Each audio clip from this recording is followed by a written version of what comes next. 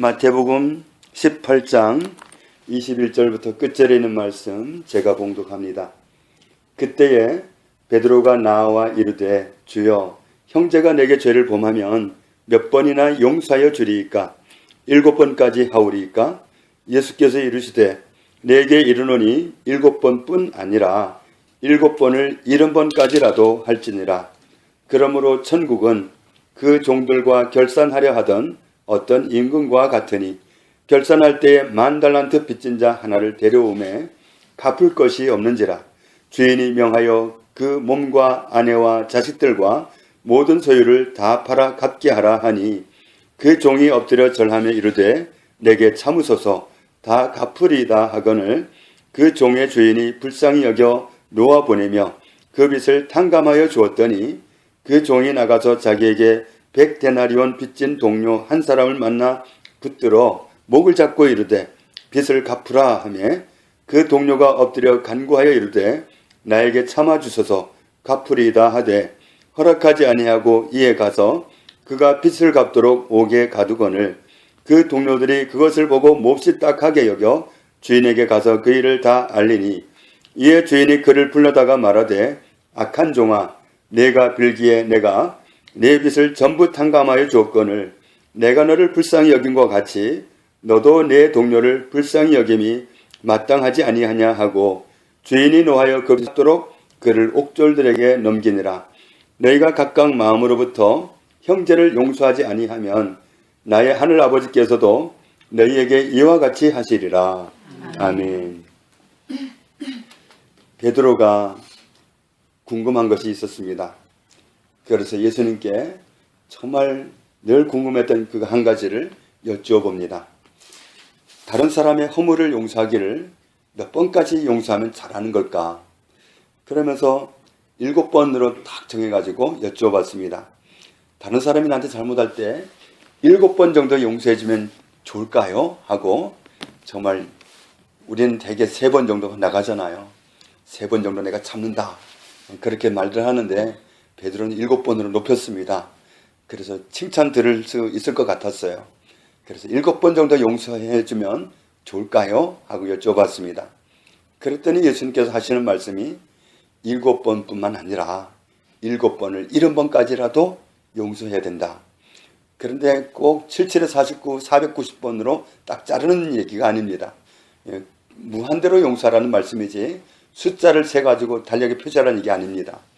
우리는 주님으로부터 다른 사람을 용서하기를 어떻게 해야 되느냐? 무한대로 용서해야 된다. 이 말씀을 가르쳐주고 있습니다. 그러면서 우리에게 정말 이해가 가기 쉽게 하려고 예를 들어서 말씀합니다. 어떤 집에 종들을 거느린 그런 집이 있었는데 결산을 합니다. 그런데 결산을 하면서 보니까 어떤 사람이 1만 달란트의 빚을 졌습니다. 1만 달란트라는 빚은 이 숫자가 천문학적입니다. 이건 사람이 평생을 벌어도 갚을 수 없는 돈입니다. 도대체 얼마나 돈을 많이 빌려줬기에 평생을 벌어서 갚는다 해도 갚을 수 없는 어마어마한 그런 빚을 진 사람이 딱 발견되는 겁니다. 그래서 그 사람을 불러다 놓고 빚을 갚아라. 그러니까 갚을 능력이 없으니까 참아주십시오. 그러는데 그럼 가족들을 다 팔아서 그 돈이라도 가지고 와라. 그러니까 이 사람이 그냥 넙죽 엎드려가지고 싹싹 빌면서 제발 좀 참아주십시오. 제가 꼭 갚겠습니다. 하고 이제 통사정을 하니까 주인이 어떻게 나왔느냐 하면 그 모습을 보니까 참 너무 딱해가지고 그래 내가 다 탕감해주지 하고는 한순간에 그냥 다 지워버렸습니다. 그러니 얼마나 깨끗합니까? 평생을 갚으려고 마음먹어도 이 사람은 갚겠다고 말을 하지만 갚을 수 없는 돈입니다. 그런데 그걸 갚겠다고 하는데 너무 딱하게 보이니까 그냥 다 탕감했습니다. 그런데 그 사람이 정말 얼마나 정말 그 은혜가 컸겠어요. 돌아가다가 자기한테 1만 달란트가 아니라 100데나리온 쬐끔 빚진 사람을 만났습니다. 자기한테. 그러니까 이 사람이 목을 잡고는 돈 갚으라고 막 협박을 합니다. 그런데 그 사람이 방금 전에 자기하고 똑같은 모습으로 정말 손을 비벼가면서 제발 좀 참아달라고 갚을 테니 기다려달라고 그럽니다. 그러니까 정말 자기하고 똑같이 그렇게 비는 모습을 보고도 이런 놈은 갚을 놈이 아니다 그러면서 감옥에다 넣어버렸습니다. 그런데 주변 사람들이 그 모습을 보고 야 정말 해도 너무하다. 어떻게 인간이 저럴 수가 있나. 그러니까 주인한테 가서 고려를 했습니다. 주인이 그 얘기를 듣고 너무 기가 막히니까 그 사람을 다시 호출해가지고 내가 너에게 어떻게 했는데 너는 평생을 갚아도 갚을 수 없는 빚을 내가 탕감해 주었는데 그래 너는 그 조금 빚진 걸 탕감을 못 해주고 아니 기다려달라는 것도 못 기다려주냐. 그래서 그 사람을 역시 똑같은 방법으로 그 사람이 했던 대로 감옥에 넣어라. 그렇게 원점으로 돌아가 버렸습니다. 주님이 좀 이상한 방향으로 가시는 것 같죠? 베드로는 죄를 몇 번 용서해주면 됩니까? 남이 나한테 잘못할 때 몇 번 용서해주면 됩니까? 그런데 예수님 빚으로 돌아갔습니다. 돈 문제로 돌아갔습니다. 그런데 끝에 가서 뭐라고 결론을 냈냐면 주님은 다시 원점으로 돌아옵니다.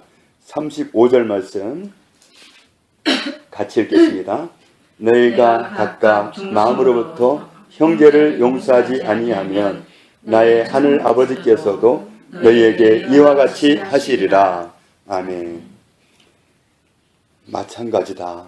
너희도 각각 마음으로부터 형제를 용서하지 아니하면 나의 하늘 아버지께서도 너희에게 이와 같이 하시리라. 우리는 다 용서받아야 될 사람들입니다. 용서 안 받아도 될 사람은 한 명도 없습니다. 우리는 정말 거듭난 이후에도 원하지 않게 잘못을 범하면서 살아갑니다. 그래서 늘 하나님 앞에 서면 용서받을 일이 생기고 하나님 앞에 서면 늘 정말 털어내야 되고 씻어야 됩니다. 우리는 그런 사람이기 때문에 완전한 사람이 아니기 때문에 다른 사람을 대할 때 우리가 어떤 모습으로 살아가야 되는가 이것을 말씀해 주고 있습니다. 그래서 너희가 마음으로부터 형제를 용서해야 된다. 마음에서부터 형제를 용서해야 된다. 몇 번까지죠? 끝까지 얼마든지 용서하는 겁니다. 얼마든지 용서하는 겁니다. 그러면 하늘 아버지께서도 용서해 주시겠지만 내가 어떤 사람 부분에 대해서 딱 움켜잡고 용서를 못한다고 하면 괘씸한 마음을 품고 이를 받으려고 한다고 하면 그러면 그건 곤란하다. 하나님께서는 나를 용서 못하게 하는 거다. 내가 다른 사람을 용서 못하면 하나님도 나를 용서 못합니다. 왜냐하면 예수를 통해서 하나님은 나를 다 용서해 주셨거든요. 우리의 죄라는 것은 정말 1만 달란트의 빚과 1만 달란트의 빚은 평생을 아무리 벌어서 갚으려고 해도 갚을 수가 없는 빚입니다. 우리의 죄도 마찬가지입니다. 아무리 죄를 어떻게 해결해 보려고 해도 내 죄를 내가 지어놓고 내가 어떻게 분리를 시킬 수가 없어요. 나한테서 죄를 옮기기만 하면 되는데 그걸 방법이 없습니다. 아무도 자기가 지은 죄를 스스로 처리를 못합니다. 마침내 하나님의 아들이 오셔서 우리의 죄를 지고 십자가에 죽으셨습니다. 그렇게 하지 않고는 하나님의 아들이 내 죄를 위해서 죽지 않고는 없앨 수가 없는 죄였습니다. 우리의 없앨 수 없는 죄를 위해서 아들을 지고 다 탕감해 주셨습니다.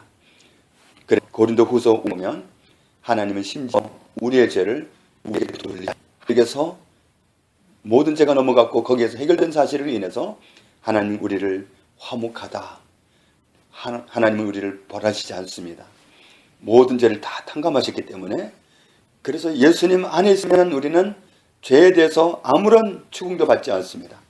그래서 예수 믿다가 간 사람들이 보면 정말 세상에서 엉망으로 살았더라도 정말 가서 아주 혼날 것 같은데 그렇지 않더라고요. 그런데 어떤 사람이 지옥을 방문해 보니까 놀랄 일이 벌어진다고 합니다. 여선교회 회장으로 열심히 했던 어떤 권사님이 지옥에 있더랍니다. 그래서 너무 궁금해가지고 아니 예수님 어떻게 이런 일이 있을 수 있어요? 저 사람 여선교회 열심히 아니에요. 여선교회 회장 하면 그래도 열심히 있는 사람인데 한 열심히 하는 사람인데 그런데 왜 저 사람이 저기 와 있어야 되죠? 그 열심히 하는 사람을 봤는데 왜 저기 와 있어야 되죠? 그랬더니 예수님이 하시는 말씀이 용서하지 못한 사람이 있었다. 용서를 해야 되는데 용서 못한 사람이 있었다. 정말 우리가 용서를 못하면 주님의 용서를 받을 수 없습니다. 주님은 십자가에서 우리의 모든 죄를 다 탕감하셨는데 다 지우셨는데 내가 다른 사람의 허물을 용서하지 못한다고 하면 내가 용서받은 걸 무효로 돌린 거나 마찬가지입니다. 히브리서 12장을 봅니다.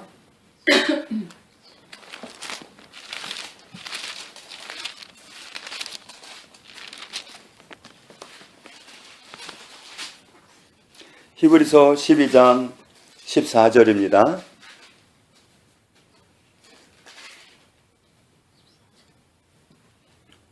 14절 같이 읽습니다. 모든 사람과 더불어 화평함과 거룩함을 따르라. 이것이 없이는 아무도 주를 보지 못하리라. 아멘. 어떤 사람과 더불어 화평해야 되고 거룩해야 된다? 모든 사람과 더불어서 화평해야 됩니다. 화평이라는 건 걸림이 없어야 된다는 얘기입니다. 어떤 꽁하고 내가 정말 괘씸하게 생각하고 있다든지 용서 못해 뭐 이런 거 그런 거 없어야 된다. 모든 사람과 화평하고 모든 사람 앞에 관계에서 거룩해야 된다. 어떤 죄로 좀 뭐 지저분하게 얽혀 있다든지 또 관계가 좀 나쁘다든지 이런 것이 없어야 된다. 그렇지 않으면 아무도 주를 보지 못하리라. 다른 사람과 맡고 있는 거 이건 주를 보지 못하게 하는 장애물입니다. 주님과 나와의 관계를 차단해버리는 문제입니다. 사람들은 대개 관계가 나빠지면 다른 사람에게 화살을 돌립니다.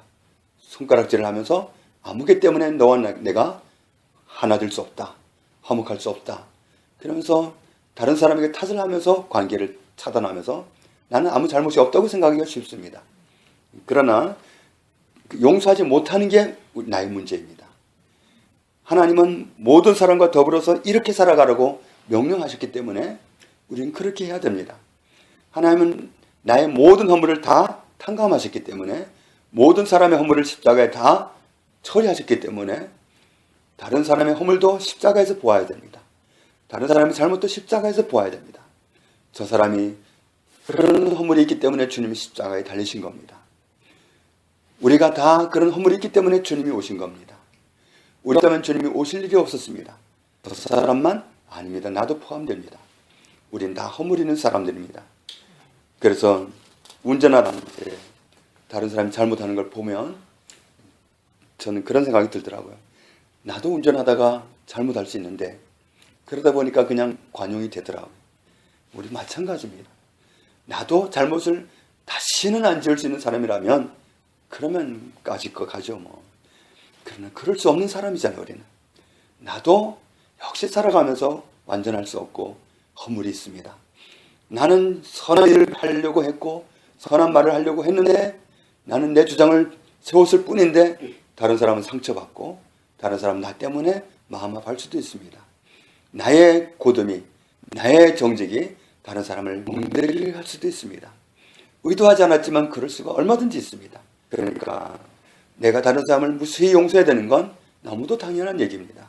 그래서 모든 사람과 더불어 화평해야 되고 거룩해야 된다. 아무도 이렇게 살아가지 않는다면 주를 보지 못하리라. 주님을 보고 싶다면 정말 다른 사람에게 탓을 돌리기 전에 용서하지 못하는 내가 주님 앞에 걸림이 된다는 사실. 내가 용서하지 않으면 걸림입니다. 내가 용서하지 못하는 게 혹시 내가 다른 사람에게 잘못해가지고 다른 사람이 나한테 잘못해가지고 내가 정말 화를 당했기 때문에 내가 정말 어려움을 당했기 때문에 미움을 잠시는 품을 수 있을지 몰라도 주님은 그것을 계속 유지하기를 원하지 않으십니다. 해가 지기 전에 용서하라고 하십니다. 그래서 가끔 이제 성폭력을 당하면 누가 더 마귀가 귀신이 많을 것 같아요? 성폭력을 당했을 때 성폭력 당한 사람과 가해자 누구에게 귀신이 많이 붙었을 것 같습니까? 우리는 언뜻 생각하기에 가해자가 귀신이 더 많을 것 같아요. 귀신이 더 역사를 많이 하니까 그런 죄를 지었겠지 할 수 있는데 사실은 반대라고 합니다. 경험해 본 분이 얘기가 왜냐하면 분노가 내가 피해를 당하고 나서 억울하고 그 분노가 그 상처가 아주 괘씸하고 죽이고 싶고 그 이제 분노가 더 귀신 충만하게 만든다는 거예요. 그러니까 용서하지 못하면 우리가 원수에게 내 집을 내주는 거나 마찬가지입니다. 그렇기 때문에 주님은 용서하라는 겁니다. 주님이 나를 일절 남기지 않고 다 용서하신 것처럼 우리는 다른 사람을 용서하라는 명령을 받습니다. 그래서 우리는 내 마음속에 어떤 누구도 거리낌이 없어야 돼요. 나를 힘들게 한 사람이 있을 수 있어요. 나를 불편하게 한 사람이 있을 수 있어요. 나를 미워하는 사람이 있을지도 몰라요. 내가 알고 있어요. 그러나 나는 그런 사람을 용서해야 됩니다.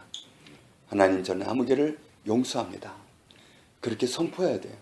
그러니까 우리가 말로 선포하는 것도 큰 위력을 발휘하더라고요. 정말 먼저 선포를 먼저 하는 겁니다. 우리의 마음은 때로 용서를 못하는 마음으로 가득 찰 수도 있습니다. 그런데 그것은 사단이 주는 마음이 많거든요. 그때 나는 하나님을 따릅니다. 나는 아무개를 용서합니다. 그렇게 선포하기 시작하면 우리는 하나님의 도우심을 입을 수 있습니다.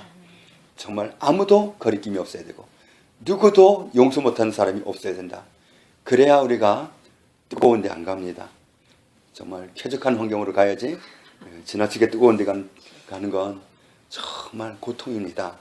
그런데 안 가기 위해서 주를 볼 수 있기 위해서는 무조건 용서해야 됩니다. 무조건 털어야 됩니다. 무조건 용서하고 용납하고, 저도 허물이 있는데 주님이 다 용서해 주신 것 감사합니다. 저도 용서합니다. 그러면서 무한정으로 용서하면서 살아가는 사람, 그런 사람이 그리스도의 사람이고 용서를 해주신 하나님을 바르게 경외하는 사람입니다. 우리가 정말 다른 모든 사람을 향해서 날마다 이 말씀에 순종하며 살아갈 수 있게 되기를 주님의 이름으로 축복합니다. 아멘. 하나님 아버지, 감사합니다. 우리의 모든 죄를 십자가에서 우리 죄를 청산하신 예수님 때문에 다 용서해 주신 하나님의 사랑을 감사합니다. 아멘. 우리는 스스로 다 죄를 지었지만 스스로 처리할 방법이 아무도 없었습니다. 어떤 방법도 없었습니다. 하나님의 아들이 오시지 않고는 처리될 방법이 없어서 주님이 오셨습니다. 우리의 죄를 위해서 그 무과한 고난을 당하시고 그 참혹한 고난을 당하시고 우리 죄를 위해서 죽기까지 하셨습니다. 주님의 십자가가 없었다면 우리는 용서받을 수 없습니다. 그러나 십자가를 바라봅니다. 나의 죄를 지고 십자가에서 내 죄를 청산하는 죽음을 당하신 주님을 바라봅니다. 나를 용서하시기 위해서 그렇게 고통을 당하셨던 주님, 그 은혜로 우리가 죄 용서를 받고 아무 죄도 남김없이 다 탕감받고 의인이라고 일컬어 주시는, 하나님의 자녀라고 일컬어 주시는 그 은혜 가운데 있게 하시니 감사합니다. 우리가 일생 갚으려 해도 갚을 수 없는 죄의 빚을 다 탕감받았사오니 어떻게 살아갈 것을 또한 주님께서 요청하신 대로 순종하기 원합니다. 다른 어떤 사람에게도 허물을 쌓아두지 않기를 원합니다. 그 어떤 사람에게도 막아놓고 살지 않기를 원합니다. 순간순간 용서하기를 원합니다. 아무개를 용서합니다. 아무개를 용서합니다. 무수히 용서하면서 하나님이 나를 일절 용서하신 것처럼 용서를 선포함으로 날마다 주를 뵙고 영원히 주와 함께 살아가는 그 자리에 설 수 있도록 저희들을 인도해 주옵소서. 우리를 사랑하사 십자가에 달려서 우리의 모든 죄를 탕감하신 예수님의 사랑을 깊이 깨닫게 하시고 그 사랑 때문에 살아난 것, 구원받은 것을 새기게 하시며 이웃의 작은 허물들을 날마다 덮으며 살아가는 저희들이 되게 하여 주옵소서. 아멘. 예수님 이름으로 기도합니다. 아멘. 아멘.